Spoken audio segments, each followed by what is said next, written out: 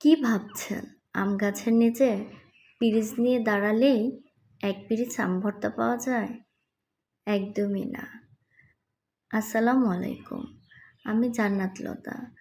আজ আপনাদের মাঝে নিয়ে এসেছি আম ভর্তার সুন্দর কিছু মুহূর্ত নিয়ে। চলুন ভিডিওটি দেখি। এই যে ফাহিম আম তুলছে মাটি থেকে, আর উপরে ছাদ থেকে ফেলছে এক ভাবি। ভাবিরা সবাই মিলে আয়োজন করছিল আম ভর্তার। এইদিকে ফাহিম আর সাফা আম নিয়ে তো অনেক মজা করছে। লাফাতে লাফাতে সাফা তো ঘেমে লাল হয়ে গিয়েছে। ছোটবেলাটার স্মৃতিগুলো ধরে রাখার জন্যই ভিডিওগুলো করা। এরকম আমের দিনে নানু বাড়িতে বা দাদু বাড়িতে যেয়ে আম ভর্তা খাওয়া বা পাকা আমের সময় যাওয়া, প্রচণ্ড গরম থাকে কিন্তু সময়টা ছিল সত্যিই অনেক আনন্দের।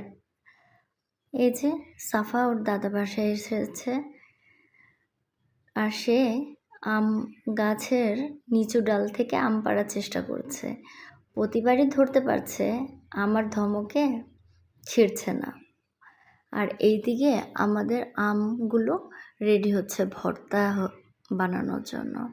ভাবি একে একে সবগুলো ছিলে নিচ্ছে, আর আমি ভিডিও করছি বসে বসে। নানান ধরনের গল্প চলছে। আম ছেলানোর পর তো ঘষার পালা। দেখেন প্রথমেই কি বের হয়ে আসলো। একে একে সবগুলো আম এরকম ঝুরঝুর করে নেওয়া হয়েছে। তারপরে আস্তে আস্তে এগুলো চেক করা হচ্ছে, আবার ময়লা গিয়েছে নাকি, পোকা গিয়েছে নাকি। তারপরে এভাবে সবগুলো কাটা শেষ হওয়ার পরে রেডি হবে আম ভর্তা। আর আম ভর্তা মাখানোর জন্য ভাবি তো রেডি। এই যে এমনভাবে মাখাচ্ছে, এখনও খেতে ইচ্ছে করছে। যদিও আমি ওভাবে খেতে পারিনি, অনেক ঝাল ছিল। তারপরেও যে কয়েকবার মুখে দিয়েছি মাশাল্লাহ মজা লেগেছে। এখন ভয়েস দিতে এসেও অনেক খেতে ইচ্ছে করছে, কিন্তু উপায় নেই। কাঁচা আম পাবো কোথায়? কিনতে পাওয়া যাবে, এরকম মজা করে মাখিয়ে সবাই মিলে খাওয়ার মানুষ নেই। একা একা আম ভর্তা বা কোনো কিছু খেতেও ভালো লাগে না। আবার যদি রিজিকে থাকে কোনো দিন আবার খাবো।